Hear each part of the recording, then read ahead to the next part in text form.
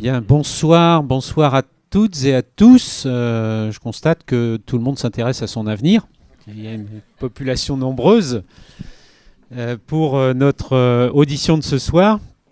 Le Conseil de développement s'intéresse à cette question du vieillissement de la population depuis très longtemps et rappelle régulièrement que l'approche du phénomène de vieillissement sous le seul angle de la dépendance et de la médicalisation empêche souvent de prendre en compte la vraie dimension de cette question du vieillissement de la population. Vieillir n'est pas une maladie. On est quelques-uns ici à essayer de le démontrer, en tout cas. C'est d'abord une chance de pouvoir vivre plus longtemps, mais en fait, c'est surtout un bouleversement social de grande ampleur qui impacte toute l'organisation générale de la société.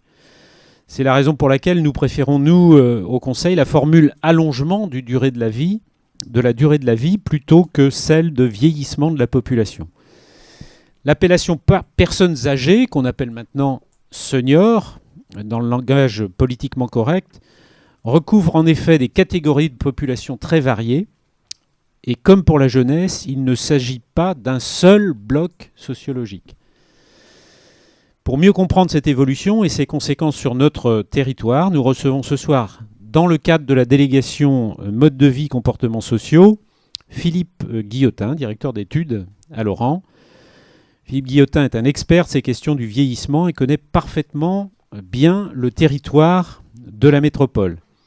Il va nous livrer des analyses statistiques par rapport à ces populations et notamment leur localisation sur le territoire, mais aussi des éléments de compréhension et de diagnostic concernant l'évolution des politiques publiques en matière d'habitat, d'urbanisme, de déplacement et de services. La société de 2030 comptera une part de plus en plus importante de personnes de plus de 60 ans, dont une large part en bonne santé et demandeuses d'activité. Les conséquences ne sont pas toujours suffisamment mesurées aujourd'hui. Et pour ce projet nouveau de territoire à l'horizon 2030, les apports de Philippe Guillotin seront tout à fait précieux. Alors je voulais le remercier en votre nom à tous d'avoir accepté de traiter ce sujet ce soir avec, alors je suis désolé, j'ai pas retenu avec Cécile Michaud, sa collaboratrice à Laurent. J'ai le plaisir aussi de signaler la présence de deux collègues du Césaire qui s'intéressent aussi à ces questions. Philippe, quand tu veux.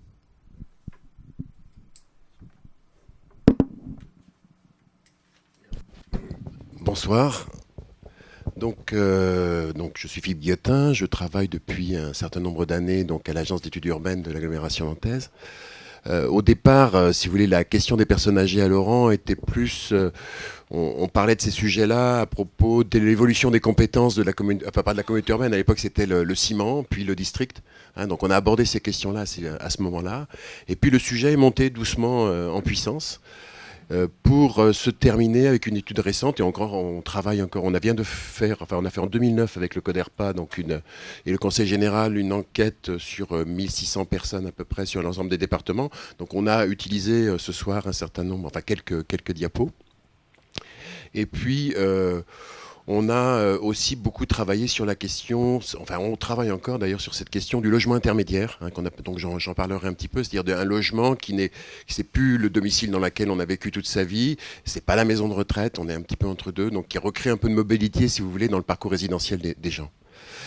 Donc on va vous faire une présentation en deux parties, en 4 parties.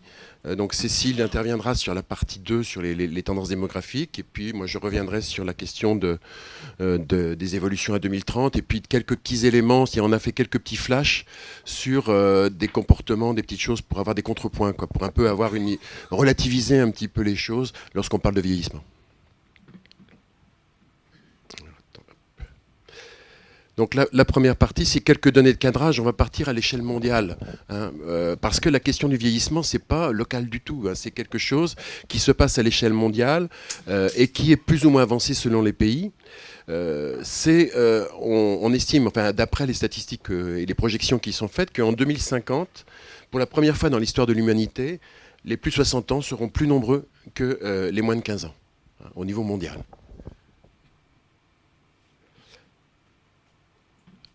Donc la France, aujourd'hui, se situe à un niveau qui est... Attendez, si ça veut bien venir. Voilà. Niveau qui est très proche finalement de la moyenne, puisque c'est ici. Donc la France ici, donc très proche au niveau de l'Europe, ou de la Finlande par exemple. On est autour de 16% aujourd'hui. Si on regarde, effectivement, il y a des pays aujourd'hui qui sont bien au-delà, ou qui sont plus proches des 20%. C'est le Japon, l'Italie, l'Allemagne, la Grèce. Et puis, au niveau mondial, on est à 7, 7,5%, donc effectivement encore beaucoup plus bas. À l'échelle européenne, vous voyez que la France, ou en tout cas la région Pays de Loire, se retrouve aujourd'hui, et là c'est à l'horizon 2030, et en 2030 encore avec des proportions qui sont relativement plus faibles. Et on a un vieillissement qui est beaucoup plus important sur la partie de l'Europe de l'Est. Donc on voit qu'effectivement, on aura un vieillissement plus marqué sur l'Europe continentale que sur la frange littorale.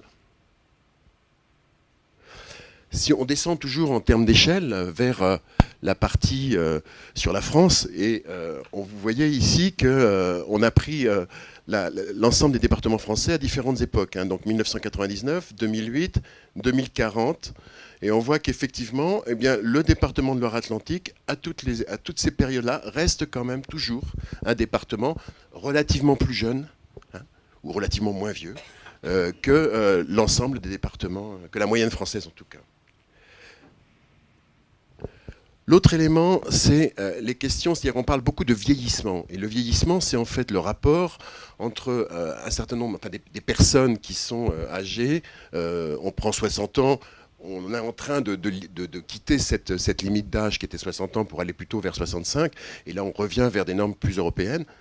Et puis, donc ça nous donne des proportions. Donc en fait, on peut avoir dans des petites populations une proportion relativement importante de personnes âgées. Mais si on regarde vraiment le phénomène en lui-même, massivement, il se situe dans les villes. C'est-à-dire que la proportion de personnes âgées est peut-être moins importante, mais le nombre, lui, l'est. Donc ça, c'est quelque chose qui est important, puisqu'on a 6 seniors sur 10 qui vivent en Loire-Atlantique dans un territoire urbain.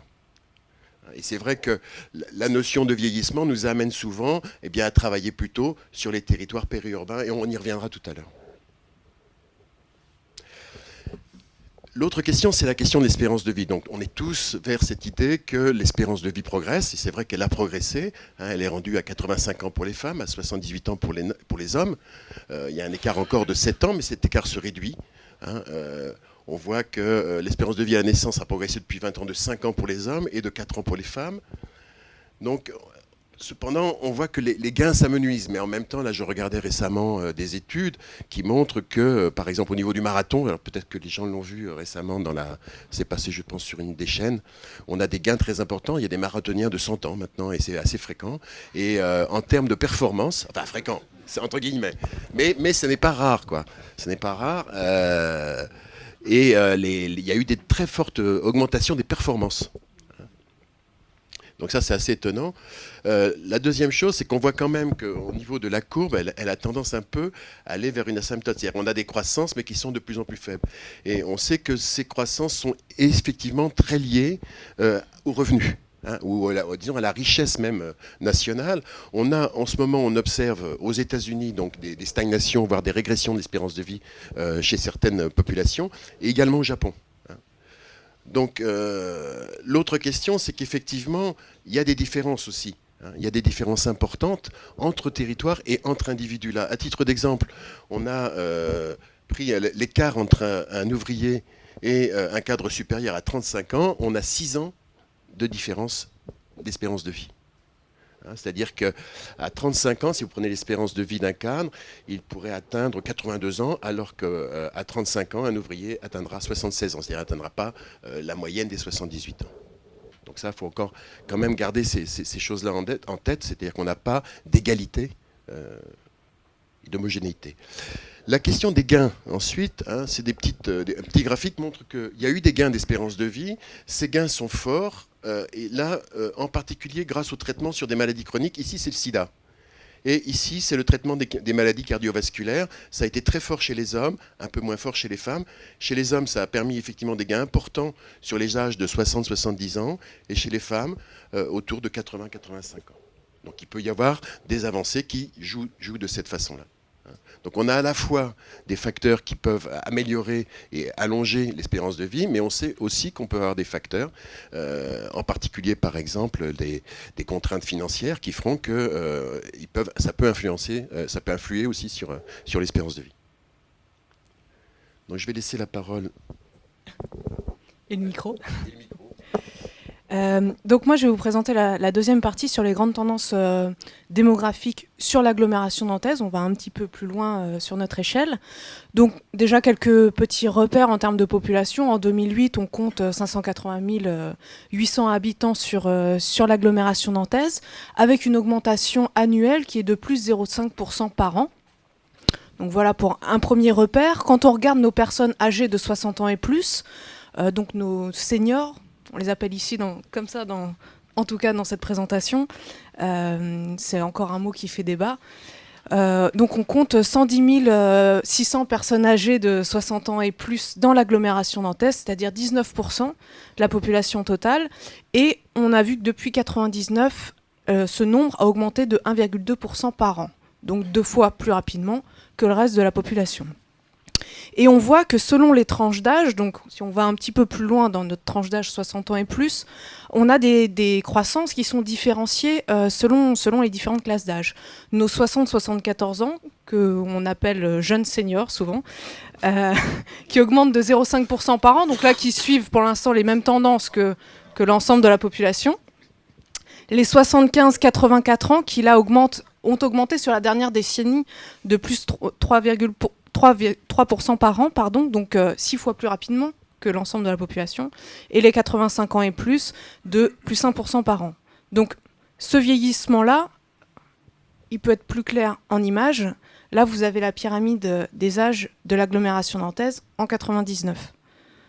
Vous voyez ici en tiret bleu celle de 2008, avec deux phénomènes qui nous importent aujourd'hui.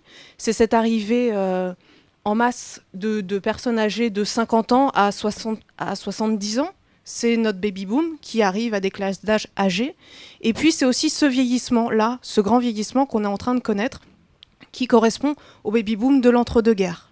Donc ça, c'est ce qu'on est en train de connaître. Vous voyez les pourcentages que je vous montrais tout à l'heure, plus 3% par an des 75 ans et plus. C'est ce phénomène-là qu'on observe.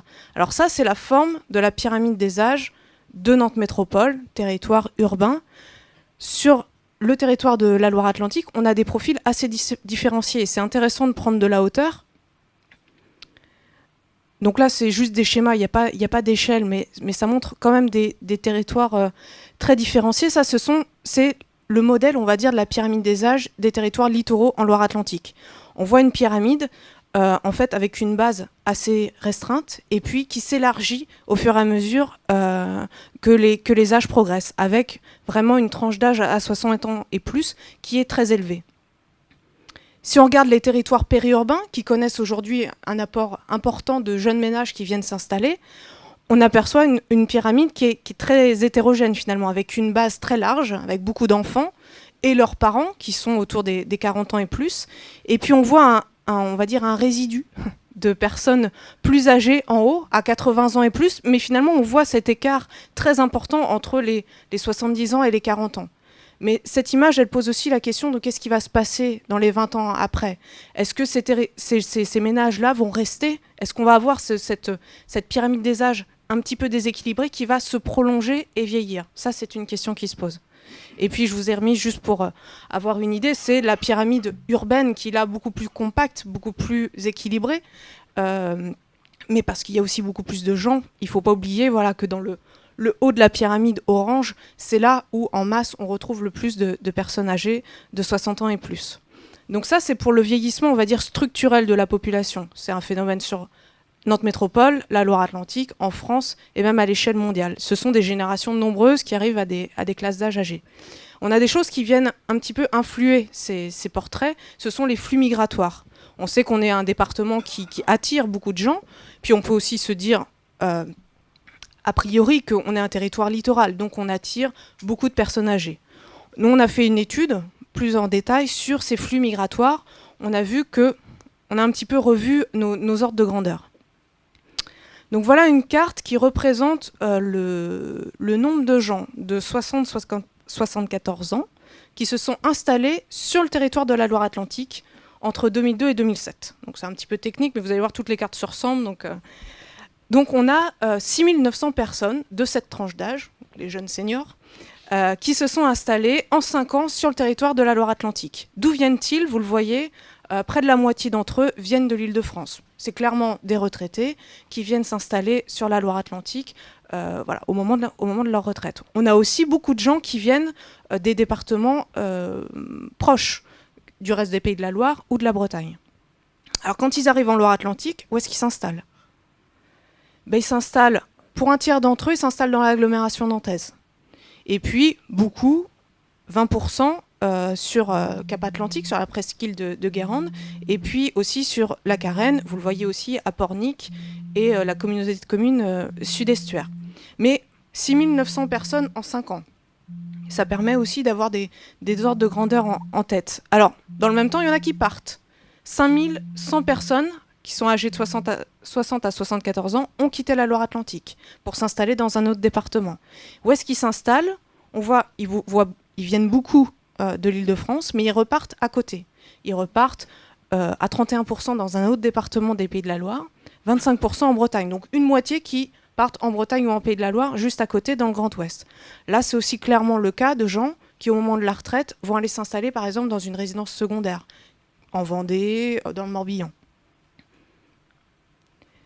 Alors, d'où est-ce qu'ils partent? De la même manière, on a une grosse moitié qui partent de Nantes Métropole. Mais ils partent aussi de Cap-Atlantique et de la Carène. Vous voyez qu'on a des mouvements qui, finalement, vont dans les deux sens. On n'a pas un afflux massif vers notre littoral ou vers l'agglomération.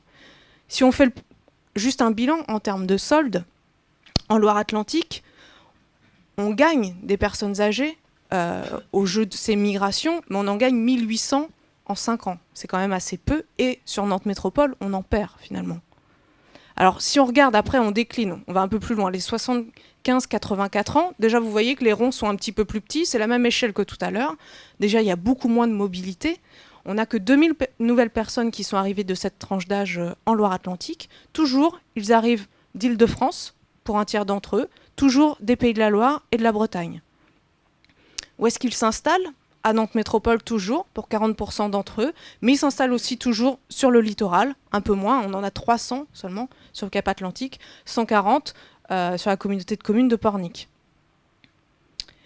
De la même façon, il y en a qui repartent, 1400 de 75 à 84 ans qui repartent, et qui repartent toujours dans ces départements limitrophes, en Bretagne et en Pays de la Loire. Et puis ils partent toujours de l'agglomération nantaise, de manière assez importante, de Cap-Atlantique, de la Carène et des territoires littoraux. Alors en solde, vous voyez que maintenant les masses, ces flux migratoires, ils sont très faibles finalement. On est sur une échelle de 5 ans. La Loire-Atlantique gagne 600 personnes de cette tranche-là en 5 ans. Et 200 personnes sur Nantes Métropole. Autant dire que c'est l'échelle d'une population de 580 000 habitants sur Nantes Métropole, c'est pratiquement à l'équilibre.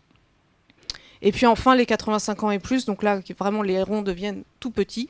On a très peu de mobilité. 900 personnes, tout de même, arrivent en 5 ans sur le territoire du département, toujours en provenance d'Île-de-France, toujours en provenance des territoires voisins. Ils s'installent toujours sur l'agglomération nantaise, mais on le voit quand même un petit peu partout. On en retrouve dans toutes les intercommunalités du département. Et puis, à peu près autant repartent dans l'autre sens, vers les Pays de la Loire, vers la Bretagne, un petit peu en Île-de-France aussi. Et puis ils repartent toujours de Nantes Métropole, de la Carène. Là, les soldes, plus 30 personnes de 85 ans et plus au jeu des migrations sur Nantes Métropole. Autant dire que ça impacte peu. Et là, je vous ai globalisé l'ensemble des 60 ans et plus. Nantes Métropole est, on va dire, déficitaire au sens de migratoire des personnes âgées de 60 ans et plus. Donc ça, c'est des ordres d'idées qu'on n'avait pas forcément, nous, à l'esprit. On pensait qu'effectivement, à partir d'un certain âge, on avait des gens qui se rapprochaient des villes. Alors, on est allé fouiller un petit peu plus loin, parce que là, je vous ai montré la Loire-Atlantique et le reste de la France. Mais si on regarde ce qui se passe à l'intérieur du département, alors c'est représenté en flèches. Donc plus que la flèche est épaisse, plus le nombre de personnes qui ont déménagé d'une intercommunalité à une autre sont nombreuses. Donc ce qu'on voit, c'est d'abord cette grande flèche qui va de Nantes Métropole à Cap-Atlantique. Donc là, on est sur nos 60-74 ans, nos retraités, ou les gens qui arrivent à l'âge de la retraite. On a ce départ important vers la presqu'île guérandaise. On a aussi un départ important vers Pornic. Et puis on voit, il y a des flèches qui vont un petit peu dans tous les sens à partir de Nantes Métropole. On voit qu'on a finalement de la mobilité qui se fait partout. Bien sûr, franchement vers le littoral, mais ça se fait quand même partout. Puis il y a cet échange aussi assez équilibré entre l'agglomération nazérienne et Cap-Atlantique. Et ça, on va voir qu'on le retrouve à toute tranche d'âge. Donc ça, c'était les 60-74 ans. Ça, c'est les 75-84 ans. Donc déjà, ils sont beaucoup moins nombreux. On retrouve toujours cette migration vers le littoral. Mais si vous repérez, là, ça va un peu dans l'autre sens. C'est-à-dire qu'on a ça va autant dans un sens que dans l'autre. Et puis quelques échanges aussi comme ça, assez équilibrés, avec Erdre-et-Gèvres, avec Ancenis notamment. Et puis nos 85 ans et plus, qui finalement bougent peu. Ça, on l'avait repéré à l'échelle de toute la Loire-Atlantique. Sur le territoire de la Loire-Atlantique, ça se confirme. Et puis, ça peut être aussi ces migrations peuvent être le cas de personnes qui, notamment, partent en structure d'hébergement pour personnes âgées, qui sont obligées de s'éloigner de leur territoire où ils résidaient auparavant. Alors, de la même manière, comme on avait fait la synthèse des flux avec l'extérieur de la Loire-Atlantique, à l'intérieur de la Loire-Atlantique, c'est au jeu de ces flux migratoires, les intercommunalités qui vont gagner des habitants, c'est la communauté de communes de Pornic, de Cap-Atlantique, de Sud-Estuaire, donc notre territoire littoraux. Mais si vous regardez les masses, c'est quand même pas si important que ça non plus. Et puis voilà, les intercommunalités qui vont perdre des habitants, on retrouve Nantes Métropole. Donc c'est-à-dire Nantes Métropole, que ce soit par rapport au reste de la France ou par rapport à ce qui se passe à l'intérieur, ne gagne pas des personnes âgées par le jeu des flux migratoires. Mais vous vous rappelez bien de l'image avec ce vieillissement important de structure qui est là. Mais voilà, mon propos, c'était de vous éclairer sur l'impact des flux migratoires qui ne sont pas si importants que ça. On peut parfois entendre qu'il y a des arrivées très importantes de personnes âgées sur nos territoires. C'est clairement pas le cas. Voilà. Bien, je vais reprendre la parole. Alors, sur la partie plus projection, donc on a effectivement donc regarder un peu ce qui va se passer donc en matière d'augmentation du nombre de personnes âgées. Bon, c'est vrai qu'on parle toujours de l'âge. Bon, on parle de l'âge parce que c'est notre porte d'entrée et que les statistiques sont à cette échelle-là. Donc, on a utilisé le mot senior, mais c'est un mot qui est emprunté au marketing. Bon, mais en sport, on est senior à 25 ans. Hein. Donc, aujourd'hui, c'est vrai qu'on change un petit peu, on recadre un peu la notion de senior sur les jeunes seniors, c'est-à-dire ce qu'on appelle les gens qui sont âgés de moins de 75 ans. Et puis après, on parle des aînés et du grand âge. Quoi. Hein, on voit bien qu'on a des limites, je veux dire 75-80 ans, on est encore relativement jeune, hein, puisque l'équivalent, c'est, si vous voulez, autrefois, on parlait de la vieillesse à 60 ans, c'est l'équivalent de 75 ans aujourd'hui, quasiment. Hein. Donc, et 80 ans, on arrive dans des questions qui sont plus... Bon, pour certains, d'ailleurs, hein, on le verra, c'est pas du tout la majorité. Donc la question, c'est combien de seniors d'ici 20 ans. On voit qu'on a une proportion aujourd'hui à peu près de 19%, on atteindrait 24%. On voit que ça va... Globalement, c'est intéressant de regarder l'ensemble, c'est-à-dire des classes d'âge, c'est-à-dire pas que la partie haute, que la partie au-delà de 60 ans, et de regarder aussi ce qui se passe chez les moins de 20 ans. On a dans les projections aujourd'hui qui sont faites avec l'INSEE, avec un modèle ONFAL, hein, qui tient compte à la fois des naissances, mais à la fois aussi des migrations. On a donc une progression des moins de 20 ans. On aura une progression des 20-59. C'est pas des grosses progressions, mais c'est des progressions qui existent. On aura des progressions à peu près de 50% pour les 60-74 ans et les 75-84. Par contre, la grosse progression qui viendra en 2030, c'est pour les 85 ans et plus. On table sur quasiment un doublement de cette population. Alors, comment ça se présente, si vous voulez, c'est qu'on a des phénomènes un petit peu de vagues. C'est-à-dire aujourd'hui, on est dans les années 2000-2015, c'est-à-dire qu'on est dans la montée, ce que disait Cécile tout à l'heure, c'est-à-dire que les 85 ans sont en train de progresser, mais c'est le baby-boom de l'après-guerre 14, 14-18, on arrive en fin de ce baby-boom-là, mais on n'a pas encore pris la montée de l'autre baby-boom. Pour les 75-84 ans, vous voyez que l'impact du baby-boom, il ne se fera pas sentir avant les années 2000, 2020, 2022, 2023. Et puis, on a en ce moment dans la montée des 60-74 ans. Et pour arriver dans les années à peu près 2020, donc à stabilité. Puisque le baby-boom est quand même quelque chose qui a duré longtemps, dans la plus grande amplitude, on part des années 40-45 même, et pour aller jusqu'aux années 74. Donc ensuite, on a travaillé un petit peu sur des petits zooms pour poser des problématiques sur les questions qui sont liées au vieillissement. Une des premières choses, c'est la question du taux d'emploi, dont on entend beaucoup parler. On voit que le taux d'emploi des 25-49 ans est relativement stable au cours des années, il est un petit peu en croissance. Les 50-64 ont diminué vraiment dans les années 80, mais c'est l'époque des pré-retraites. Et on voit que depuis les années 90, il a tendance à croître et se stabiliser quand même sur la dernière période. Et puis ce qui est surtout remarquable, c'est la baisse des taux d'emploi chez les 15-24 ans. On est un peu à l'étiage. Si on regarde un peu plus près les taux d'emploi chez les seniors, c'est-à-dire 55-59, vous voyez qu'on a encore l'effet donc de baisse des pré-retraites vers les années 80, et puis on est sur quelque chose qui est relativement stable sur les années suivantes. On voit que les femmes ont un taux d'emploi qui croît en permanence, et c'est effectivement le fait qu'elles sont confrontées à la nécessité de compléter leur carrière par rapport à la retraite. Pour ce qui est des hommes de 60-64 ans, on a une baisse forte jusque dans les années 1997-98, et puis une légère remontée, et la même chose pour les femmes. Donc on a regardé ensuite la question des retraites, c'est-à-dire que c'est vrai qu'aujourd'hui, on est sur un système où on a 1,40 actifs pour un retraité. C'est-à-dire on est passé sous la barre des 1,50 depuis 2 ans, sachant que dans les années 75, on était à un rapport de 3. Donc la question du rapport emploi actif ou actif retraité, elle est liée aussi à l'allongement effectivement de la durée du travail, mais pas seulement. C'est-à-dire qu'il faut aussi jouer sur la masse des actifs, c'est-à-dire on a quand même une question qui est importante, on l'a vu tout à l'heure, c'est sur l'entrée des jeunes sur le marché du travail, qui a tendance au contraire à reculer dans le temps, et puis la question du travail des femmes.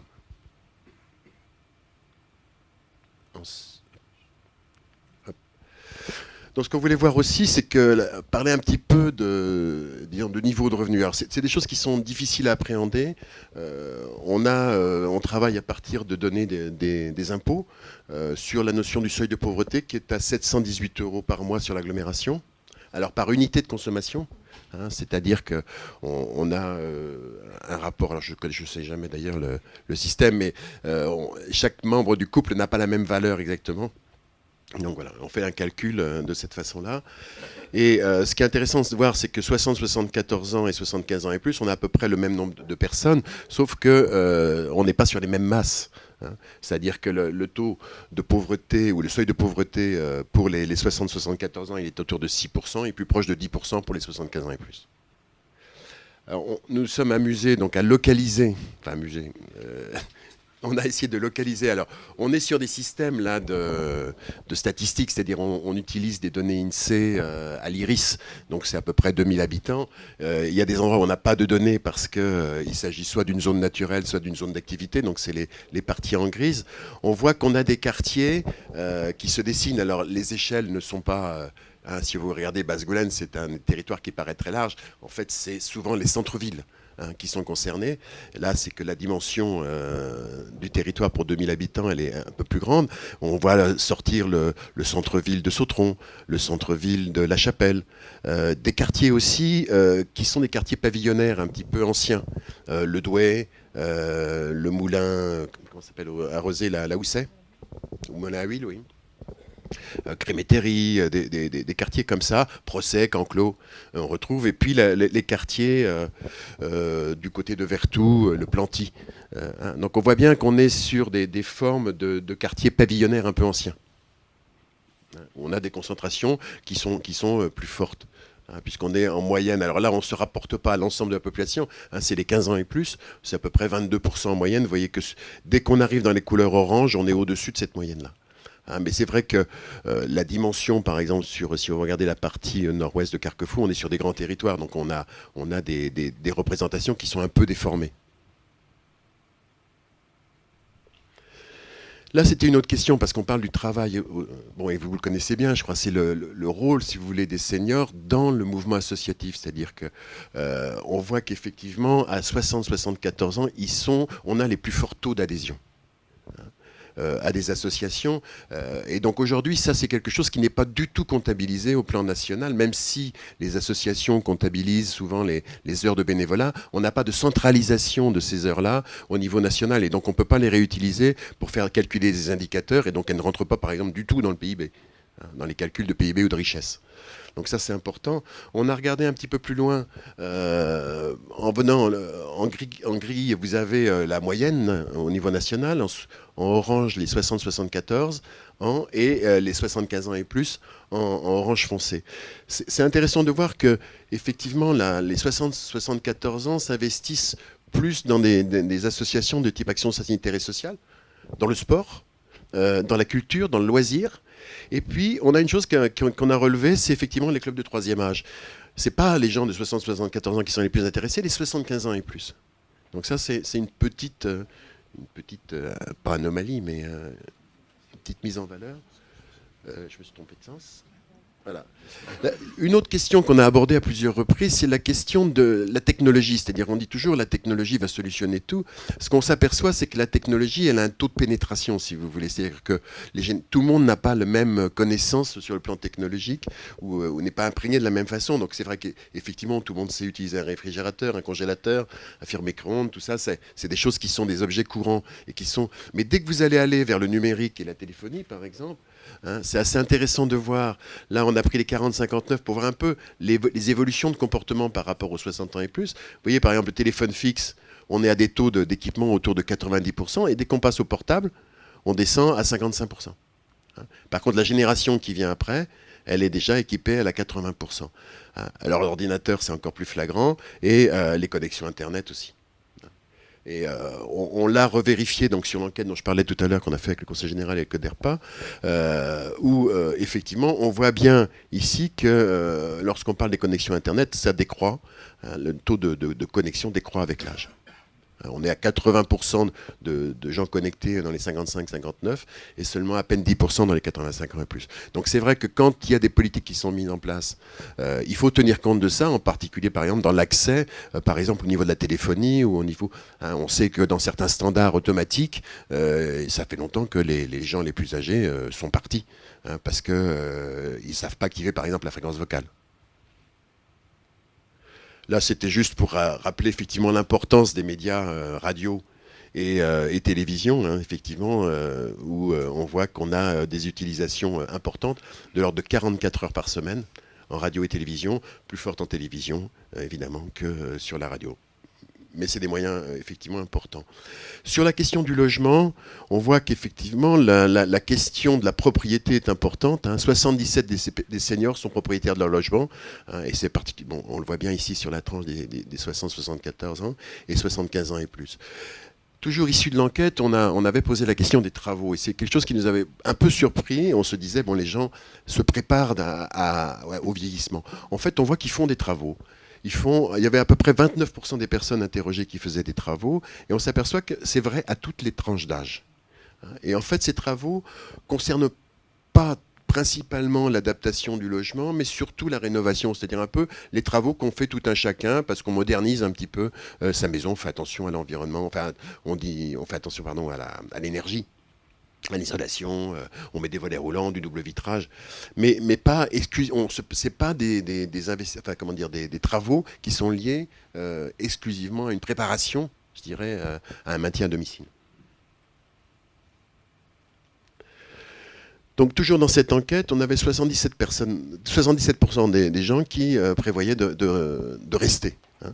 Et elles restent dans leur logement parce qu'elles estiment que leur logement est adapté. On va très nettement sortir 3 motifs. Hein. Donc mon logement est adapté à mes besoins. Je ferai appel à une aide extérieure, hein, une aide à domicile. Et je ne veux pas changer de cadre de vie. Donc on reste sur 3 items qui sont très importants. Hein. Mon logement est adapté si je perds mon autonomie, j'envisage des travaux. Donc vous voyez, on retrouve, donc ça c'est les items des gens qui souhaitent rester à domicile. Lorsqu'ils souhaitaient partir, c'est seulement un petit quart hein, qui souhaitait partir ou qui envisageait de partir. On voit que les motifs sont surtout liés à la question du logement, la taille du logement, hein, trop grand, difficile à entretenir, la question de la proximité. Hein, je n'ai pas de commerce de proximité. Alors, il y a d'autres motifs qui disent je souhaite rompre ma solitude hein, et le coût du logement. Donc, on revient un petit peu là dans la même enquête. On retrouve les mêmes choses qu'on a vues tout à l'heure sur les graphiques en matière de déplacement et de migration. C'est-à-dire qu'on voit qu'effectivement, je dirais qu'il y a un changement de domicile qui est choisi, qui est le changement de domicile, je dirais au moment de la retraite, 55-65 ans, on se repositionne. Hein. Et puis, on voit qu'on a une deuxième période où on a des changements de logement et qui sont peut-être beaucoup moins choisis et plus subis. Vers 85 ans, c'est le moment de l'entrée dans le grand vieillissement. Et c'est les choix concernant les maisons de retraite ou le passage, il faut à ce moment-là trouver une solution d'hébergement. Les attentes, elles sont essentiellement sur la proximité. Proximité des services, proximité des commerces, proximité des transports. Et ça, c'est quelque chose qu'on retrouve de manière très forte. Et c'est quelque chose qui, aujourd'hui, est quasiment maintenant pris de façon systématique dans les projets d'implantation. Une autre chose qui est intéressante et qui est liée peut-être aussi à la psychologie, c'est-à-dire que les gens sont très attachés à leur logement dans lequel ils habitent en permanence, et donc quand ils se projettent, ils veulent garder leur ancien logement, ils se voient plutôt comme locataires, et c'est d'autant plus vrai lorsqu'ils ont des revenus faibles. Bon. Une autre question qu'on avait posée, c'était, on voulait savoir un petit peu quelle était l'appréhension des gens par rapport à d'autres formes de logement. Donc on voit bien qu'on retrouve sur des choses qu'on connaît bien, c'est-à-dire que 70% des logements souhaitent rester chez eux. Hein, donc on est sur cette partie-là. 14% voient la possibilité de changer pour aller vers un logement plus adapté. 8% vers un logement individuel avec des services. 7% en maison de retraite. 1% pour aller chez des tiers. On s'est posé la question comme c'était une question qui était à choix multiples, d'essayer de cataloguer un petit peu les réponses, et on a pondéré les réponses en donnant un poids plus important à la première réponse et en diminuant au fur et à mesure. Et on voit que finalement les choix sont plus nuancés. Hein. C'est-à-dire que les gens, toujours majoritairement, souhaitent rester à domicile, mais en deuxième choix, pratiquement, on a 40% qui envisagent d'aller vers un logement individuel avec service ou d'aller vers un logement plus adapté. Hein. Et on voit que la part de la maison de retraite reprogresse à ce moment-là. Ce n'est pas le premier choix, mais c'est une possibilité. Donc on voit que les gens, qui c'était sur une tranche de 55 et plus, sont beaucoup plus ouverts en fait, dans leur choix qu'on aurait pu penser.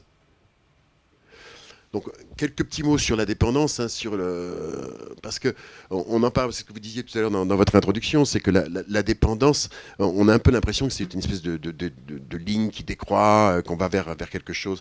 En fait, il y a des accidents dans la vie, comme tout un chacun. C'est vrai qu'ils ont peut-être plus d'impact quand on vieillit. On voit que l'âge moyen de perte d'autonomie, d'ailleurs on parle plus de perte d'autonomie, parce que vous allez voir tout à l'heure qu'on peut être dépendant et autonome.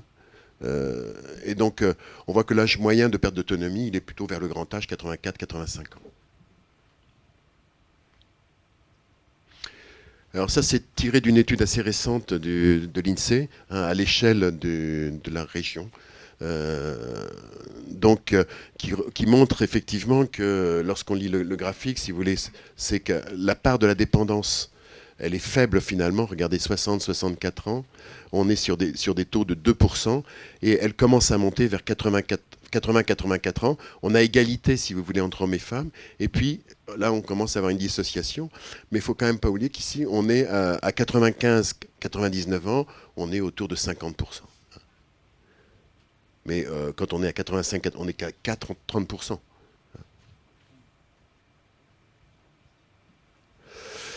Là, c'est une projection effectivement donc, du nombre de personnes âgées dépendantes à l'horizon de 2030. Donc une progression, on estime aujourd'hui à 23 800, donc on pourrait dire que l'agglomération nantaise, c'est à peu près la moitié.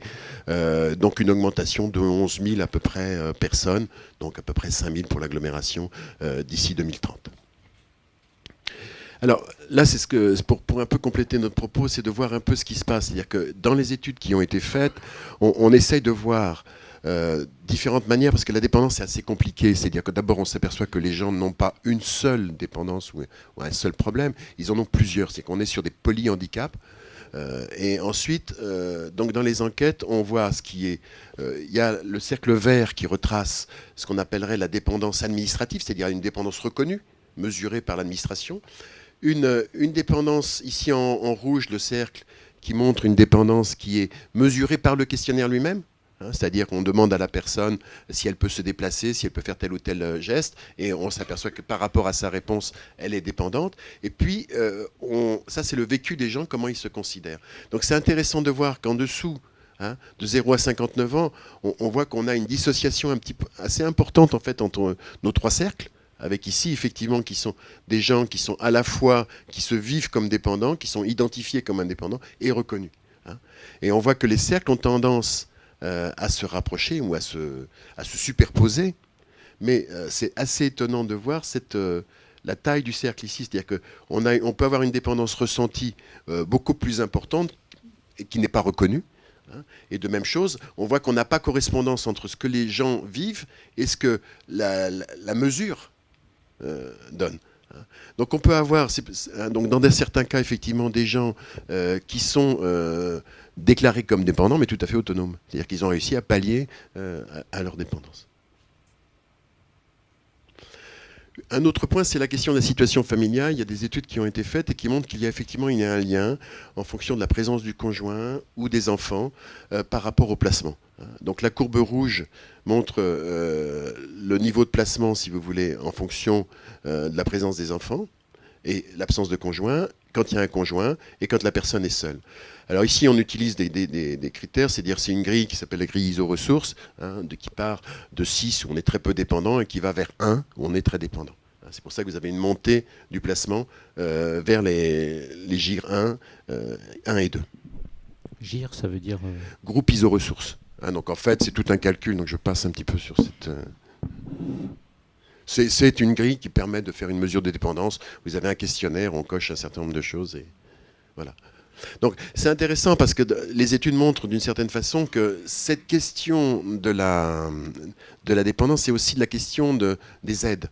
Qui va fournir l'aide? Est-ce que c'est la famille? Est-ce que c'est la société? Et je pense qu'il ne faut pas oublier non plus la question de proximité, c'est-à-dire le voisin. On l'a vu dans l'enquête, effectivement, que les gens se tournent souvent vers leur voisin en priorité, dans l'immédiat. Et puis après, c'est la famille qui vient pallier en second niveau. Et puis, il ne faudrait peut-être pas oublier non plus, je pensais, moi, aux petits-enfants, qui peuvent aussi avoir un rôle. Alors, il y a des débats sur ces choses-là, sur lesquels, pour l'instant, c'est pas du tout tranché. Il y a des tendances qui disent qu'il y aura des difficultés par rapport aux aidants d'ici les années 2030. D'autres qui disent que c'est pas tout à fait vrai, puisque les hommes vieillissant, ayant une durée de vie plus longue, ils vivront peut-être plus longtemps donc avec leur conjoint. Bon, pour l'instant, on a plusieurs études là, sur ces sujets-là qui sont un peu contradictoires. La dernière chose sur l'APA, on a 19 600 personnes donc en Loire-Atlantique qui perçoivent l'aide personnalisée à l'autonomie, qui est une aide du Conseil général, qui concerne uniquement les personnes qui ont donc des niveaux de dépendance en GIR 4 de 1 à 4. Donc au niveau de la structure, on voit qu'effectivement, en Loire-Atlantique, c'est 58% de cette aide qui est donnée aux établissements, alors que c'est beaucoup plus fort que la moyenne nationale, qui est autour de 39%. On voit qu'à domicile, c'est essentiellement sur des gens qui ont une dépendance relativement plus faible, et beaucoup plus forte effectivement en établissement, sur une dépendance qui est plus forte. Donc globalement, 41% en GIR 4, on a 21% en GIR 3, à peu près 26% en GIR 2 et 12%, ce qui fait que globalement, même si on a une répartition qui n'est pas la même entre le domicile et les structures, fait qu'on est très proche de la moyenne nationale. Bon, on pouvait parler un petit peu des maisons de retraite. on a presque 15 600 places au niveau du département, pardon, et puis on est à peu près 6 100 places aujourd'hui sur l'agglomération nantaise. La question, c'est qu'on a effectivement un taux d'équipement qui est assez bon en Loire-Atlantique, mais qui devient plus faible pour les mêmes raisons qu'on a vues tout à l'heure, c'est-à-dire qu'on a plus d'habitants, plus de personnes concernées, pardon, sur l'agglomération, et donc on a des taux qui sont un peu plus faibles. Donc la question, c'est la question de rester à domicile, hein, puisque 9 personnes sur 10 donc, vivent à domicile jusqu'à 85 ans, et on en a encore 2 sur 3 après 90 ans. La question du rester à domicile, elle est un petit peu compliquée, parce qu'il faut avoir la possibilité de combiner avec le logement avec des services d'aide. Donc on peut très bien continuer à vivre à son domicile actuel, hein, avec en corollaire donc l'adaptation du logement et l'appel à des services externes. On voit se développer de plus en plus des notions concernant le partage du logement. C'est pas très développé en France, ça se développe, hein. Vous avez N'entre nous, vous avez Un temps pour toi. On est sur de la colocation plutôt jeune senior. On voit des copropriétés qui sont en train de sortir, des hébergements de jeunes, des familles d'accueil, hein. Donc là, on est sur accueillir quelqu'un ou partager son logement avec quelqu'un. Et puis, on voit émerger en ce moment d'autres solutions qui sont de changer de logement pour aller vers un habitat avec des services plus ou moins importants. Et donc, c'est ça qu'on appelle le logement intermédiaire.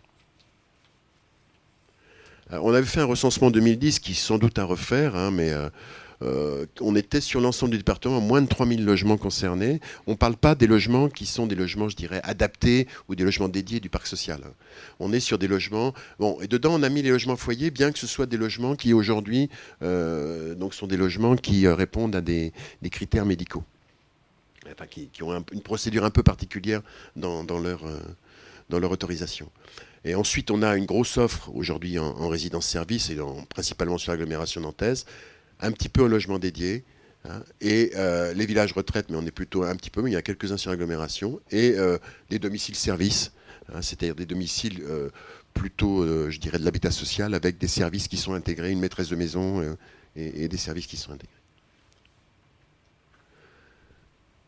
On voulait parler aussi un petit peu du déplacement, puisque on voit qu'aujourd'hui, les déplacements sont plus importants qu'autrefois, surtout en matière de loisirs. On est sur une moyenne, hein, de 3,87 déplacements par personne dans la population, suivant qu'on les rapporte suivant je dirais la masse, c'est soit la population totale, soit la population d'enquête. On est entre 3,5, 3,8, 3,9. Les hommes se déplacent un peu plus que les femmes. De toute façon, on sait qu'avec le vieillissement, on aura un accroissement mécanique, hein, du nombre de déplacements, puisqu'on a vu que notre population active allait légèrement croître, et nos personnes âgées. Donc la question est, est-ce qu'on continue à utiliser l'automobile, ou est-ce qu'on réduit la dépendance à l'automobile? Donc la question, c'est comment est-ce qu'on va réussir à faire des reports vers des modes alternatifs à la voiture, c'est-à-dire transport public, mais aussi la question de la sécurité est importante. La sécurité dans le partage de la voirie, sécurité aussi sur les trottoirs, sécurité dans les traversées. On sait que quand une personne âgée est impliquée dans un accident, c'est souvent grave. Donc on voit qu'effectivement, par exemple, des choses comme ce qui se passe en ce moment sur la mise en place des continuités de roues, le fait de reculer les voitures et de laisser un espace devant pour mettre les vélos, fait qu'il y a une meilleure visibilité à la fois des conducteurs et des piétons. Hein, donc on voit que dans certains cas, même si l'action n'est pas liée directement et pas en fait en direction des personnes âgées, elle peut leur être utile. Donc la question aussi, c'est qu'on peut dire tout ce qu'on veut sur la voiture, mais la voiture, elle est encore bien présente, et on en a besoin. Et donc la psychosociologue Catherine Espinasse parle, elle, de mort sociale, c'est-à-dire faisons attention à ne pas bannir la voiture systématiquement, laissons-la pour des usages peut-être à faire ses courses. C'est pas évident de faire ses courses uniquement avec sa petite carriole, quand on a un pack de 12 bouteilles d'eau. Bon. La question aussi, c'est des territoires de vie. Hein. C'est qu'on sait que plus on vieillit, plus le territoire de vie tend à décroître. Il est estimé à moins d'1 kilomètre, je dirais, entre 500 et 700 mètres. On voit qu'il y a la question du repos qui est importante. Et puis, il y a des petites choses du quotidien, c'est-à-dire la question de laisser que chacun, dans sa rue, laisse un petit peu le passage aux piétons. Et ça fonctionne aussi bien pour les enfants qui vont à l'école. donc ça c'est ma rue. Donc un matin, c'était il y a quelques années, ça a changé. Mais on voit bien qu'il y avait des véhicules sur la voirie, on voit les poubelles qui sont mises un peu dans l'autre sens. Vous voyez, bon, donc ça c'est des petites choses qui sont qui sont pas liées à la puissance publique, hein, qui sont liées franchement, qui sont des gestes citoyens de faire attention, pousser sa poubelle, éviter que les arbres par exemple viennent mordre sur le trottoir, etc. Et puis bon, ce qui est par contre du rôle plus, c'est effectivement la nécessité d'avoir aussi des cheminements qui soient pas sécurisés, mais au moins confortables. Hein, donc, pour terminer, on a listé un peu quelques actions. Donc, la création du gérontopôle, hein, qui est en cours et qui a commencé ses premières actions en 2011. Le département qui vient de refaire un nouveau schéma dans lequel on a un axe sur le logement intermédiaire, hein, qui est un nouvel axe. Donc il y a un certain nombre de choses sur les hébergements et les maisons de retraite, mais il y a aussi cet axe sur le logement intermédiaire. Des choses qui sont moins en liaison avec les personnes âgées, mais qui ont un impact aussi, c'est le fait qu'il y a un schéma directeur d'accessibilité des transports collectifs qui a été adopté par exemple pour Nantes Métropole et qui vise à améliorer, si vous voulez, l'accessibilité à la fois du parc roulant et des stations. Donc de manière à ce que on équipe en priorité les stations là où on a les plus gros flux en fait, et donc avoir des lignes complètes. Des travaux qui sont faits aujourd'hui sur des diagnostics de voirie et la mise en place de plans d'équipement au niveau de tous les centres-villes des 24 communes de l'agglomération nantaise, donc d'avoir un respect des 1,40 m qui sont une largeur réglementaire de manière à avoir une bonne accessibilité. Dans le cadre du PLH, il y a eu un volet logement qui a été mis en place. De plus en plus, on voit aussi des diagnostics d'adaptabilité qui se font, hein, du parc social. Sans parler par exemple des logements bleus, par exemple, hein, qui se font sur Nantes, où on adapte effectivement le parc social. On fait un certain nombre d'équipements, on rend plus accessible. Il ne faut pas oublier qu'on a aussi la loi de 2005 sur le handicap qui, elle, oblige les nouveaux logements à être accessibles. Et donc ça vient quand même. On a donc un ensemble de choses. Et donc aujourd'hui, on va plus vers des notions, je dirais, j'en ai parlé un petit peu tout à l'heure, de conception universelle. C'est-à-dire, on aide une partie de la population, mais on sait que ça va en aider une autre aussi en même temps. Voilà ce que je pouvais dire. Merci.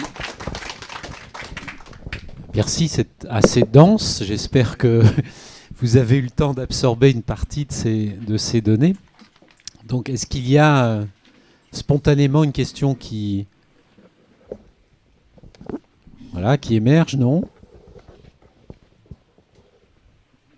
Alors moi j'ai peut-être juste un éclairage, oui, il y a une question là-bas. Entre ce que vous avez commenté, Claire, c'est-à-dire on était bien là sur les migrations. Hein, parce qu'à un moment vous dites ça augmente très peu sur Nantes Métropole, mais quand même à la fin on passe à 24,4%. C'est les 24,4%, c'est essentiellement les gens qui vieillissent sur le territoire, quoi. Hein. Voilà, ok. D'accord. Et donc sur la migration, ce que je comprends, c'est que les 60-75 ans, ils vont plutôt sur la côte, et puis après, ils viennent dans l'agglo pour partie, sans doute. Alors, on n'a pas la réponse. On n'a pas la réponse. On voit bien qu'on a un vieillissement qui se fait sur le littoral, qui est un vieillissement, moi, que j'appelle importé, hein, mais on n'a pas encore assez, je dirais, il faut attendre un petit peu pour voir quel type de comportement. On voit qu'il y a effectivement des difficultés sur certains secteurs du littoral aujourd'hui, où on a des gens qui sont en train de se repositionner parce que quand il y a des problèmes de perte d'autonomie, ils ne trouvent pas les services sur place, ils sont liés à la voiture, et donc ils reviennent vers les centres-villes, et quand les centres-villes sont pas... je pense qu'ils reviendront, mais ils reviendront peut-être vers l'agglomération, mais peut-être ailleurs aussi. Hein, donc on a une incertitude en tout cas, et comme on est, vous voyez, par rapport aux courbes, on est dans la première partie de la courbe, on n'a pas encore suffisamment de recul pour pouvoir... voilà. Oui, une question. Oui, vous présentez, si vous voulez bien. Je suis un simple citoyen, quoi, en retraite, quoi.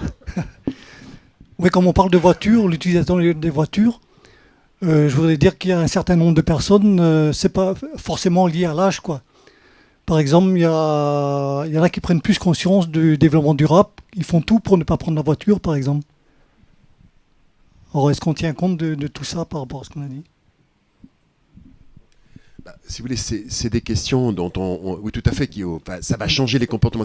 Ça veut simplement dire que rien n'est écrit. Enfin, il n'y a pas un déterminisme qu'on pourrait s'attendre. C'est-à-dire qu'il y a des modifications de comportement, il y a des moyens. Enfin, chacun va avoir des comportements qui sont liés à sa vie propre.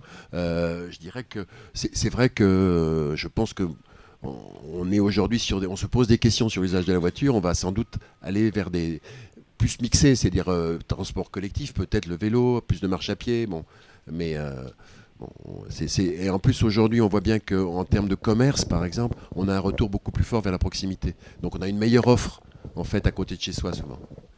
Donc tout ça, ça va aider un petit peu à ce qu'on limite nos déplacements en véhicule. Monsieur Lugadet. Allô, vous m'entendez? Oui, sur l'histoire de l'automobile, je m'excuse, je vais avoir l'impression de radoter un peu, mais je pense que c'est un problème très important.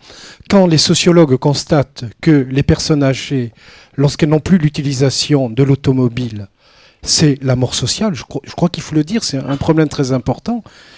Il faut préciser, c'est parce que des générations ont été, je m'excuse du terme, dopées à l'automobile. On ne leur a pas donné dans les apprentissages, dans les offres de services, en particulier dans tous les territoires suburbains. Moi, je pense que c'est là que se posent les questions importantes, plus que dans les centres-villes, et qu'il y a donc là quelque chose à faire. Par contre, je tiens à vous remercier pour votre conclusion. Sur les personnes âgées, je crois qu'il est nécessaire qu'il y ait des politiques précises, pas simplement dans l'accompagnement de la mobilité, dans tous les domaines. Mais surtout, je pense qu'il ne faut pas le dire, qu'il ne faut pas qu'elle soit présentée explicitement. Alors c'est évidemment une hypocrisie. Nous allons installer des douches à l'italienne parce que ça consomme moins d'eau, mais bon, on sait bien qu'il va les utiliser mieux que les autres, qu'on ne peut plus enjamber sa baignoire. On va faire des systèmes de transport d'accessibilité pour les personnes handicapées. Je suis désolé, moi, mon arrêt d'autocar, c'est moi qui profite de l'accessibilité, et très peu d'handicapés, j'en vois rarement. Et voilà. Et donc ça, c'est, je pense, le nœud du problème. Et il est très difficile. Parce qu'évidemment, il y a des surcoûts aussi. Voilà. Je vous remercie de votre conclusion. Elle est très, très importante.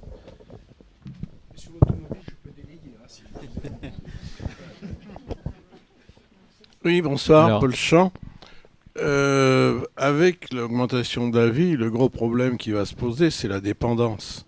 Il y aura, je pense, de plus en plus de gens très dépendants. Qu'est-ce qu'on va faire dans ce sens-là? D'autre part, les gens très dépendants n'auront pas les moyens de se payer les maisons de retraite médicalisées. Donc, qu'est-ce qu'on va faire de tous ces gens-là? Une maison médicalisée, aujourd'hui, ça doit coûter, je sais pas, 4 000 euros, je dis peut-être des bêtises, 2 000 à 3 000 euros quand c'est médic. Je sais pas, mais enfin, ça dépend des catégories. Ça dépend des catégories sociales. On va pas rentrer là, mais néanmoins, le problème se pose. Excusez-moi, est-ce que je peux finir? Néanmoins, le problème se pose de dire que va-t-on faire de ces gens et qui vont être de plus en plus nombreux aujourd'hui et qui n'auront pas, je répète, les moyens de se payer ces maisons de retraite. C'est une réponse, Gilles? Non. Voilà, il y a une réponse dans la salle, directement. Bon, Gilles Bréjon, Coderpa, de Loire-Atlantique. Oui, le problème réel, c'est plutôt de que faire pour garder les vieux le plus longtemps en autonomie. C'est-à-dire que faire pour repousser l'âge de la perte d'autonomie. Parce qu'on a vu les courbes. Bon, les courbes, ce sont des chiffres. Derrière tous ces chiffres, il y a des individus, vous et moi. Et puis, le problème de la dépendance n'existe que lorsqu'elle n'est plus là. Donc, il y a une augmentation en nombre, mais ça ne veut pas dire que l'augmentation du nombre des plus de 80 ans conduira systématiquement à une augmentation de perte de la dépendance si on prend des mesures préventives, et c'est un mot, la prévention, qu'on sait très mal utiliser dans notre pays. On sait beaucoup plus rechercher du curatif que du préventif. Si on prend des mesures de prévention, et elles peuvent être de tout niveau et tout au long de la vie, pour éviter que la perte d'autonomie survienne trop tôt. La perte d'autonomie, elle peut survenir en quittant cette salle-là, à cause d'une marche mal identifiée, d'une bordure de marche qui n'est pas visible, qui est de la même couleur que la marche suivante. Ça peut arriver uniquement pour cette raison-là, que s'il y avait une petite bande matérialisant donc la marche au Césaire, là, qui a pour revenir au Césaire, les marches de marbre, là, quand on descend, elles sont de couleurs différentes, on ne distingue pas la marche suivante. Je suis toujours étonné qu'il n'y ait pas plus de chutes dans en quittant ce lieu. Donc les matérialisations de bordures de marche, c'est des choses... Il y a des pays où ça se fait, l'Allemagne sait très bien prendre des mesures de prévention. Bon, la référence à l'Allemagne, excusez-moi, c'est peut-être pas la référence idéale par les temps qui courent, mais en tout cas, elle est là, et d'autres pays nordiques. Et c'est comme pour les cheminements en ville, c'est pareil, les accidents en ville, les cheminements. C'est vrai qu'on se sert plus facilement des cheminements pour handicapés. Mais ils sont faits pour les handicapés, ils ne sont pas faits pour les personnes vieillissantes, donc ils sont faits a priori pour les handicapés. Donc il faut réfléchir, je crois, c'est le problème fondamental, comment faire, quelles mesures prendre tout au long de la vie, à tous les niveaux, toutes les générations, pour repousser au maximum la perte de l'autonomie. Merci. Une réponse peut-être ou Je vais repréciser ma question. C'est vrai tout ce que vous dites, mais le vrai problème, c'est Alzheimer, c'est la dégénérescence de l'individu. Et manifestement, statistiquement, plus il y aura de vieux très vieux, plus nous serons dans ce paysage. Voilà le fond de ma question. Oui, attendez. alors Alzheimer. Oui, sur la question de la maladie d'Alzheimer, c'est une maladie qui est en train de monter, c'est clair. Mais vous avez plus... si on regarde les questions de déficience, on a beaucoup plus de déficiences aujourd'hui motrices, mais pas seulement. Et les déficiences qu'on a tous, c'est des déficiences sensorielles, qu'il ne faut pas oublier. Et aujourd'hui, vous avez à peu près, quand vous reprenez les statistiques, à peu près 30%, je dirais, des gens qui déclarent avoir une déficience motrice, et 30% qui déclarent avoir des déficiences sensorielles. Et la maladie d'Alzheimer, elle monte, mais effectivement, on ne sait pas effectivement où on va s'arrêter. Mais elle n'est pas aujourd'hui au même niveau que ces deux handicaps-là. Donc il y a ce problème-là.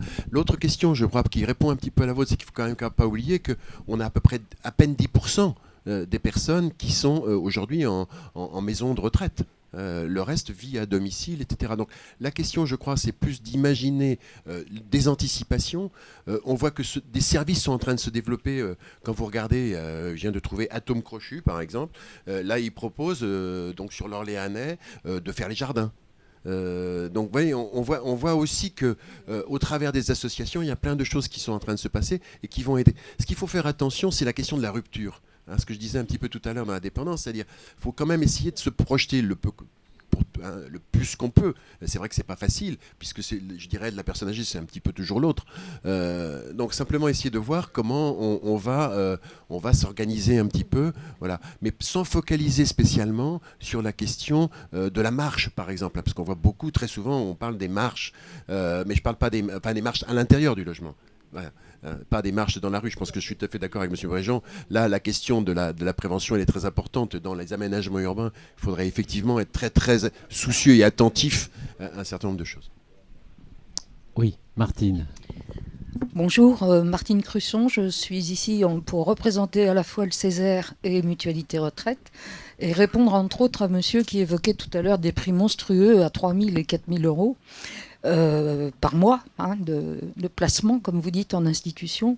Moi, je peux vous assurer qu'à Mutualité Retraite, la moyenne, c'est entre 1 600 euros et 1 800 euros. Et je tiens à rappeler aussi que tous nos établissements sont conventionnés à l'aide sociale. C'est-à-dire que ce n'est pas le niveau matériel, les niveaux financiers, les moyens financiers ne conditionnent pas nécessairement un refus ou une entrée. Et puis, je tenais à insister sur un propos que vous avez évoqué tout à l'heure, à propos du Conseil général, qui effectivement est en train de se lancer sur la piste des logements intermédiaires, solution qu'on a déjà, nous, à Mutualité Retraite, depuis longtemps préconisée et mise en œuvre. Vous évoquiez le travail qu'il y a à faire avec le Conseil général. Moi, je me permettrais de rappeler que plutôt que de s'appuyer sur le schéma gérontologique lancé par le CG, on aimerait bien, mais il faut aussi voir avec le PRIAC de l'ARS qui vient parfois contrebalancer. Admettons que ce soit, si vous voulez, pour simplifier, le schéma gérontologique de l'ARS, l'Agence régionale de santé. Je rappelle qu'on auditionnera Madame Nérol d'ici quelques semaines. Ah bon, très bien. Oui, je voulais dire que parfois, c'est le schéma gérontologique du Conseil général et les préconisations de l'ARS sont parfois très antagonistes. Or, qui décide ? Généralement, c'est plutôt le manche que la cognée, c'est-à-dire que c'est plus vite l'ARS que le Conseil général, malheureusement. Je dis malheureusement parce que, en termes de préconisation, par exemple, pour l'hébergement des personnes âgées dépendantes, l'ARS souhaiterait nous booster, nous, à Mutualité Retraite, à prendre le plus de personnes âgées, mais alors les plus dépendantes possibles. Dans l'esprit de Madame de Saulle, c'est la maison de retraite, désormais, doit être consacrée à l'accueil des grands dépendants. Alors nous, on hurle, parce que d'abord, il y a des gens qui ne sont pas dépendants et qui souhaitent entrer en maison de retraite pour les raisons que vous avez indiquées tout à l'heure, la sécurité, la peur de la solitude, etc. Si on ne présente comme visage de la maison de retraite qu'un vaste, je ne sais pas comment appeler ça, moi, un vaste camp de personnes dépendantes, mais où iront les autres, ceux qui ne sont pas encore dépendants, et pour qui justement l'entrée, comme disait Gilles tout à l'heure, l'entrée en institution est aussi peut-être un mode de faire reculer cette entrée en dépendance et de gagner encore en autonomie, pardon. Voilà, je m'arrête là. Merci. Qui encore ? Oui, Jean-Claude Charrier. Jean-Claude Charrier, Conseil de développement. Je voulais vous poser la question concernant la perception que les personnes âgées, enfin les seniors, ont de leurs limites au regard de l'autonomie. Parce que tout à l'heure, il y avait un certain nombre de cercles, effectivement, qui montraient que, il y avait un petit cercle qui était les gens non autonomes sur le plan administratif, et puis ceux qui résultaient de votre questionnaire, et puis un cercle bleu qui était la perception que les gens ont eux-mêmes. Donc, quelle est la part là-dedans des facteurs psychologiques, du conditionnement de l'entourage familial, etc. Enfin, je sais pas. J'aimerais avoir quelques pistes dans ce domaine-là. Alors, c'est pas une question facile. Non, ce que je pense, c'est que quand on avance en âge, il y a plein de petites choses qui vous agacent. Déjà, dans son logement, on peut faire pas mal de choses pour simplifier un petit peu. Donc, il y a des tas de petites choses. La poignée de porte, par exemple, qui ne se tourne pas, mais qui bascule. Le mitigeur. Qui sont des petites choses qui en font que de toute façon les gens n'ont pas un ressenti en fait par rapport à une dépendance ou par rapport à une gêne. Alors que si vous avez un robinet, que vous avez un peu d'arthrose, c'est compliqué. Si vous avez un mitigeur, c'est facile, vous levez, vous baissez. Donc vous voyez, on a sur des petites choses comme ça, des tas de petites des choses qui font que les gens, ça va faciliter le volet roulant, c'est vrai, facilite aussi la vie. Donc en fait, ça vient pallier un petit peu. Je dirais, à des manquements. Et on voit qu'effectivement, entre le ressenti et le vécu, on a des différences comme ça assez importantes. Voilà. Mais par contre, la question, c'est qu'effectivement, c'est pas généralisable. Il faut qu'il y ait de la recherche aussi. Voilà. Mais on voit qu'il y a déjà un certain nombre de choses qui existent. Je vous ai cité deux petits exemples qui montrent que on peut éviter un certain nombre de choses. Les thermostats, c'est des choses comme ça, ça facilite la vie, simplement. Et ça facilite la vie de tout le monde, d'ailleurs. Complément, Gilles ? Oui, justement, l'enchaînement est parfait. Monsieur Guillotin citait tout à l'heure le gérontopole. On a cette chance d'avoir un des 3 gérontopoles donc, du territoire national. Il est récent. Et le gérontopole, justement, consacre beaucoup de temps à tout ce qui est recherche pour aller dans le sens de la prévention, pour créer même une nouvelle norme de logement. Je ne me souviens plus du terme, Martine, tu te souviens Non. Donc, on peut attendre beaucoup. On travaille, enfin, le Coderpa de Loire-Atlantique travaille avec le Gérontopole, est partenaire du Gérontopole. Le département ne l'est pas encore, mais ça ne saurait tarder. La ville de Nantes est partenaire du Gérontopole. Et je pense qu'on ira assez vite dans tous les domaines pour déterminer, mais encore faut-il que ces normes soient appliquées. Parce que, revenons aux exemples tout à l'heure, la largeur d'une porte. La largeur d'une porte en France, vous pouvez avoir une porte de 63 cm de large chez vous. Vous pouvez aller n'importe où, dans tous les boutiques de bricolage. Vous pouvez acheter une porte de 63 cm de large. Bon, tant pis, je reparle encore de l'Allemagne. En Allemagne, il n'y a pas de porte de moins de 90 cm de large dans les magasins de bricolage. Donc, c'est-à-dire que nous, on peut acheter une porte de 63 cm, puis l'élargir à 73, puis à 83, puisque ça donne la largeur. Donc, alors qu'on sait très bien que si on est en perte d'autonomie en fauteuil, oui c'est ça, qu'il faut une porte large, c'est évident. Mais non, on changera notre porte plutôt 2 fois. Je dirais parce que nous on a un adage, quand le bâtiment va, tout va. Bon. Ok, oui, Jean. C'est quoi le On gérontopole? voit apparaître des nouveaux termes. C'est quoi le gérontopole Alors, le gérontopole,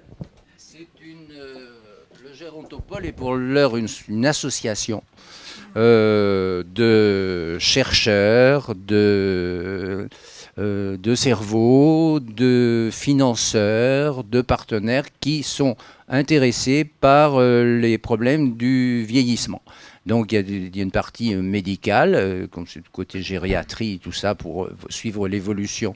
Donc et au niveau de la recherche, avoir le maximum de partenaires au niveau de la région, c'est régional. Pour le moment, le personnel vit grâce aux subventions de la région. Il y a un contrat de 3 ans, je crois, un bail de 3 ans entre la région de Pays de la Loire et Gérontopole. C'est le professeur Gilles Berru qui en assure la direction, qui est une sommité, je dirais, internationale, et donc qui drive toutes les problématiques traitant du vieillissement, y compris donc santé, mais pas seulement, mais aussi matériel, conditions de vie multiples. C'est là, il faudrait l'inviter du coup, lui. Oui, ben on note Monsieur Berru. André Hubert.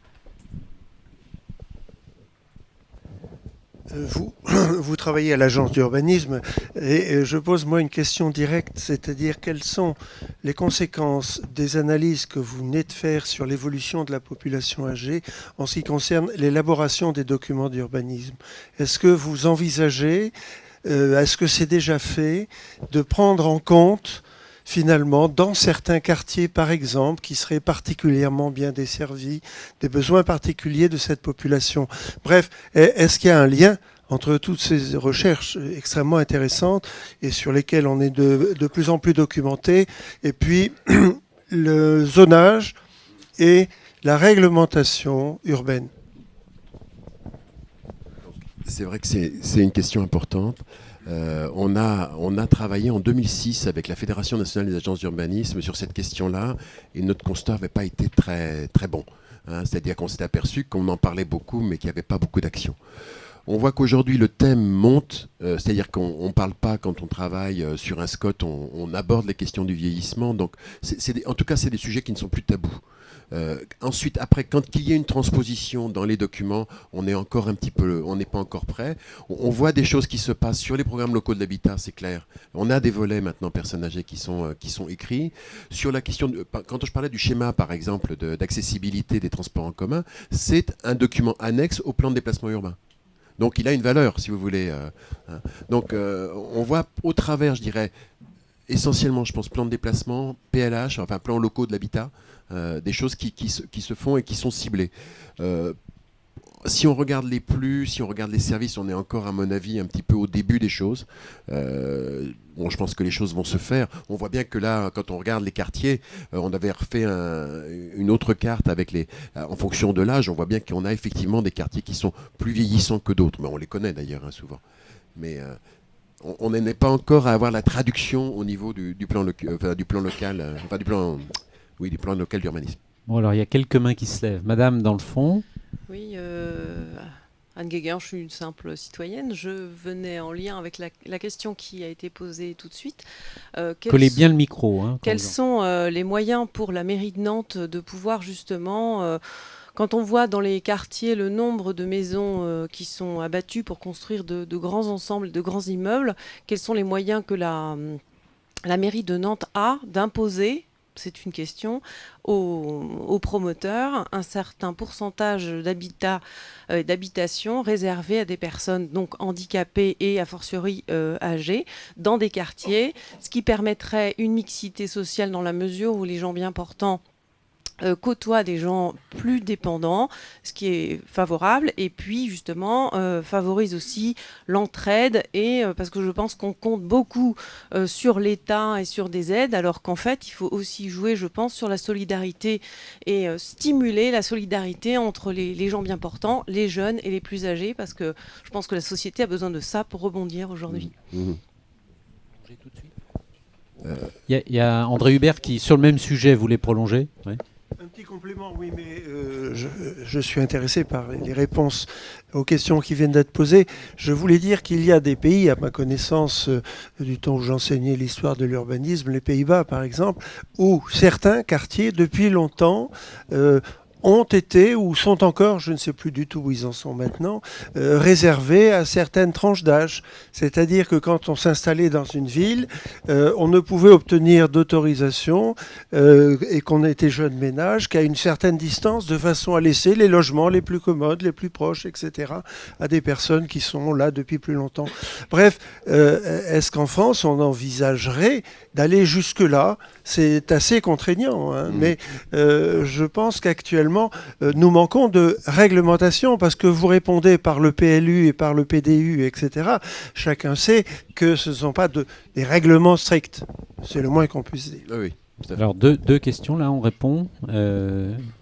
Moi, sur la question, si vous voulez, on travaille, quand on travaille sur la question du logement intermédiaire, on se heurte à cette question-là. C'est-à-dire qu'il n'y a pas on ne peut pas dédier des logements à une catégorie de la population. Pour l'instant, le droit français ne nous permet pas ça, y compris dans le logement social. Donc, on est obligé de biaiser un petit peu. On ne peut pas déclarer qu'un logement va être réservé à une personne âgée. Donc ça, c'est clair, on voit en ce moment tout le travail qu'on fait sur le logement intermédiaire, on a cette question-là. Alors, on sait qu'on va plutôt, parce qu'il y a un consensus, on l'affiche comme étant plutôt réservé à des personnes âgées, mais s'il y a une personne qui a des besoins de logement à ce moment-là, eh bien, on pourra très bien lui attribuer. Donc c'est ça le problème un petit peu de fond, et on n'a pas les moyens aujourd'hui de dire, ben voilà, on va cibler telle ou telle catégorie. On le fait, on essaye de le faire, mais légalement, on pourrait très bien se faire attaquer. Sur le plan juridique. Alors, les quartiers de vieux et les quartiers de jeunes Les quartiers de vieux, je pense que c'est les quartiers de vieux et les quartiers de jeunes. Il faut surtout les mélanger. Il faut surtout les mélanger. Mais la question, c'est que... Oui. Mais la mixité se fait de fait, si vous voulez. C'est-à-dire que par le renouvellement, si vous voulez, des populations, simplement les cycles sont quelquefois un peu longs. Et c'est vrai que quand vous avez l'ensemble de vos habitants qui perdent un peu mobilité, eh bien votre mobilité de quartier aussi, elle change un petit peu, quoi. Et donc moi je suis une personne âgée dans un quartier qui était... moi je suis arrivé en prenant la maison d'une personne âgée, quoi. Et donc peut-être qu'il faudrait que je m'en aille, effectivement. Pardon ? Voilà, plus âgée. Et on voit qu'on a des rotations comme ça sur les quartiers. Alors, Madame Zennbrecher, j'étais infirmière dans l'éducation nationale, actuellement en retraite. J'ai aussi travaillé dans l'Est, à Strasbourg, où, à Strasbourg, au niveau prévention, ils travaillent depuis très longtemps, y compris dans les établissements scolaires. On fait beaucoup de prévention. Est-ce que vous travaillez avec eux avec la ville de Strasbourg, est-ce que vous avez des échanges? Merci. Philippe? Non, on n'a pas d'échange particulier, si vous voulez. Nous, on a plutôt des échanges avec l'ensemble des partenaires, je dirais plutôt locaux. Hein, on est beaucoup plus on va beaucoup dans le... Bon, c'est vrai qu'aujourd'hui, toute la question du logement intermédiaire, c'est plus une question qui est abordée sur le plan, je dirais, pas le rural, mais dans le périurbain, si vous voulez. Et donc, on va souvent, en ce moment, avec M. Bréjon, on se rencontre souvent, donc on va dans les communes. Mais c'est vrai qu'on suit effectivement ce qui se passe dans d'autres villes, hein, mais on n'a pas les mêmes... Alors la question aussi qu'il y a ici, c'est qu'on est sur une compétence qui reste communale. C'est-à-dire on n'a pas de compétence de type intercommunal sur cette question-là.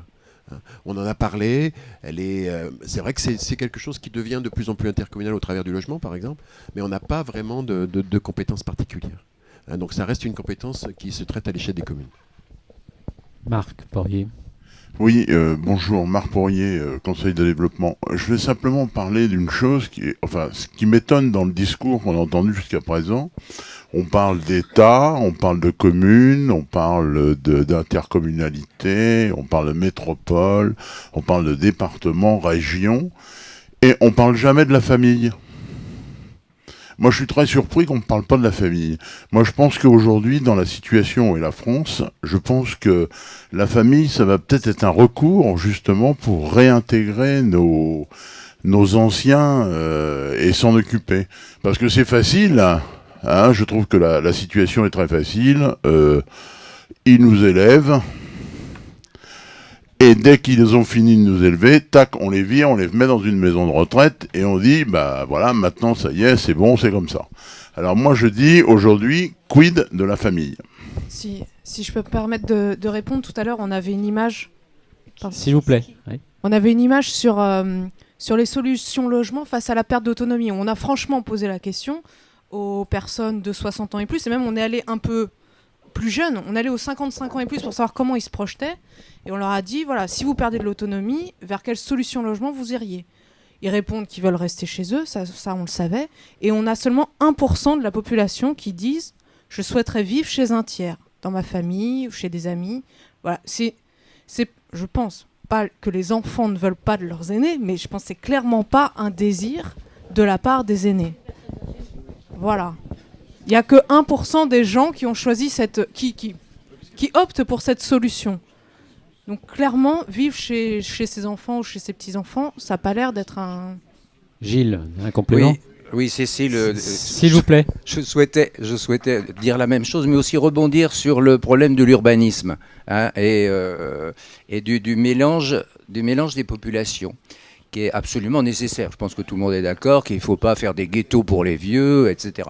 Par contre, il y a des solutions, et par exemple, Mutualité Retraite est en pointe dans notre département à ce sujet-là, pour la solution dans les domiciles, dans les logements intermédiaires, avec les domiciles services, qui sont des locatifs sociaux, avec quelques services, et pour certains à la demande, mais la personne elle est vraiment chez elle, elle est dans son logement, et il y a dans ces domiciles services toujours un local associatif à côté, pour une autre association du village, de la ville, je pense à celle de Saint-Sébastien que je connais, où il y a donc un club de billard, c'est rue de la Loire, celle qui était rue de la Loire, les commerces, c'est à proximité de commerce, et disons que il y a 17 logements, je crois, et autrement tous les autres logements, les 50 autres, sont habités par tout un chacun, des jeunes, des gens avec enfants, avec des chiens, avec tout ça, et il y a un mélange naturel qui se fait. Mais dans ces domiciles-services, ce ne sont que des personnes âgées qui déposent un dossier. Donc il y a deux structures, il y a la structure sociale, le bailleur social, et puis autrement il y a le gérant du service qui en l'occurrence se trouve être Mutualité Retraite ou ailleurs d'autres organismes. Mais enfin, et ça c'est une solution, c'est une réponse vraiment adaptée, mais qui pose un problème, c'est pour que les gens aillent dans ces structures, il faut qu'elles aient des revenus faibles pour bénéficier de l'allocation logement. Par contre, pour payer le service, il faut qu'elles aient quand même des ressources suffisantes. Et là, c'est là où il y a la difficulté, pour un vrai problème. Et pour revenir aux enfants, donc la question posée par le monsieur tout à l'heure, eh bien c'est que justement dans ces types de structures, souvent le service est assuré et payé par les enfants. Moi, je voudrais juste prolonger la question de Marc Porrier là, sur la famille. Parce que là, quand on parle des conditions du vieillissement, J'ai le sentiment qu'on parle de gens qui ont vécu dans des modèles familiaux plutôt traditionnels. Mais on sait bien qu'aujourd'hui, et c'est une tendance lourde, que la famille est quand même plutôt dilatée, éclatée, décomposée, recomposée. Et est-ce qu'on mesure aujourd'hui, alors du coup on est peut-être dans des projections qui sont même plus à 2030 ou à 2040 ou à 2050, mais est-ce qu'on mesure aujourd'hui les effets que que le changement du modèle familial aura sur les conditions d'accueil? Parce que là, il va y avoir aussi quand même une vraie rupture. C'est ce que je disais un petit peu tout à l'heure, c'est qu'aujourd'hui, on se pose des tas de questions, mais on n'a pas les réponses. On voit très nettement, par exemple, quand on donnait la courbe de décroissance, que les gens sont plus en placement quand ils sont plus isolés. De toute façon, on raisonne toujours sur un modèle familial, par exemple, à 2 générations. On est à 3 générations, donc il ne faut pas l'oublier, ça aussi. C'est-à-dire que le rôle des petits-enfants vont peut-être jouer aussi. Donc on voit ça, c'est-à-dire qu'en même temps, on a une distanciation de la famille, mais en même temps, on a un desresserrement par moment. Donc on a ça. Il ne faut pas oublier aussi que dans la même enquête, quand on a travaillé, on s'est aperçu aussi que le fait, quand on habite dans un endroit, on s'est construit tout un voisinage, on s'est construit des relations de proximité. Et ces relations de proximité, on les prend rarement, je dirais, en compte dans les études. On voit souvent, nous, dans l'enquête qu'on a faite, c'est qu'on s'est aperçu que d'abord, quand il y a une urgence, c'est les voisins qu'on va voir.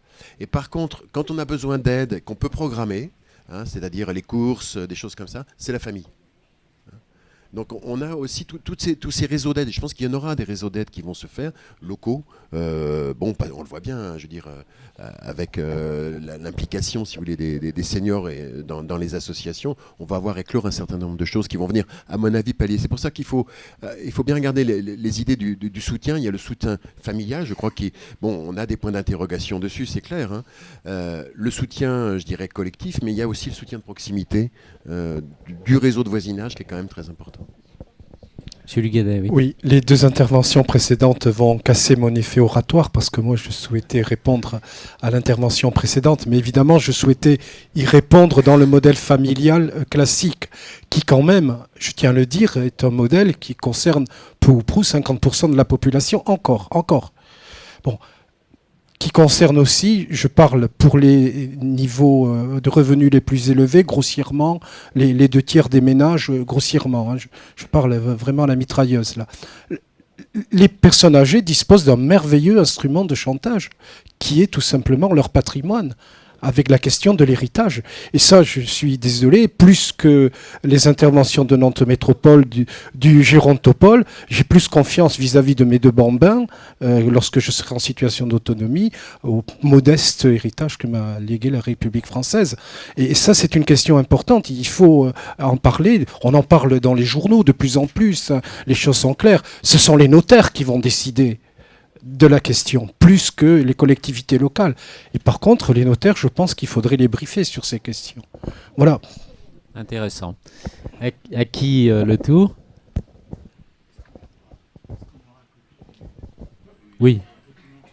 Oui. Vous avez vu, c'est un peu épais. On vous le mettra, je pense, en distribution.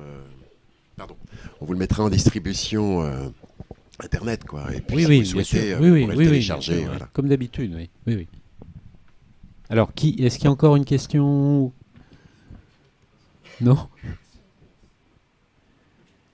Très bien. Oui, Jean-Pierre Payon. Oui, merci. C'est quelque chose d'un petit peu ponctuel, mais que je vois fonctionner devant chez moi.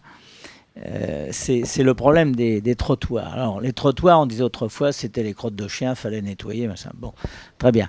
Alors, ça, on n'en est plus là, mais c'est la question... Oui, ça aussi, ça vient, mais enfin, bon.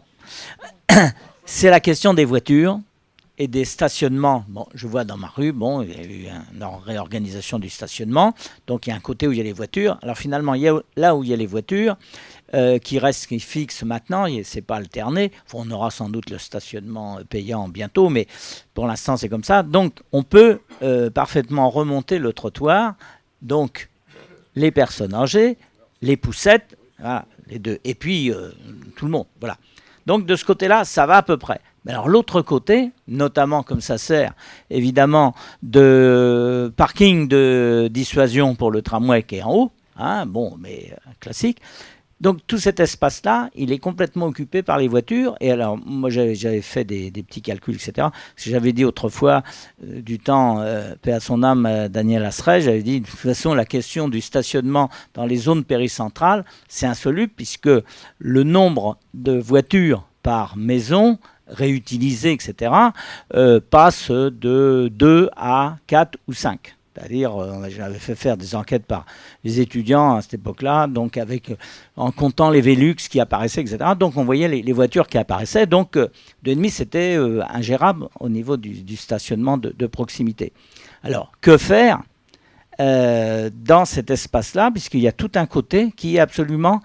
Il est impossible, et même pour des gens qui eux-mêmes ont des enfants, donc ils garent leur voiture de leur côté, et là je parle pour des maisons jointives individuelles, et à ce moment-là, je vois progressivement maintenant, c'est complètement... Alors de temps en temps, il y a l'intervention, évidemment, des PV, tout ça, mais les PV, bon, c'est une fois par mois ou comme ça, alors les gens l'enlèvent, et puis quelques jours après, ça... Alors c'est le problème de incivilité, je ne sais pas, ou de difficulté à trouver le stationnement. Alors je ne sais pas si par rapport à ça, il y a des expériences dans certains endroits, parce que c'est pas propre à Nantes, mais dans tous les quartiers dits péricentraux qui sont en migration d'augmentation du nombre de voitures, pour l'instant, et par rapport aux personnes âgées, mais plus globalement, je veux dire, pour les enfants, pour les poussettes et tout, c'est plus ou moins insoluble.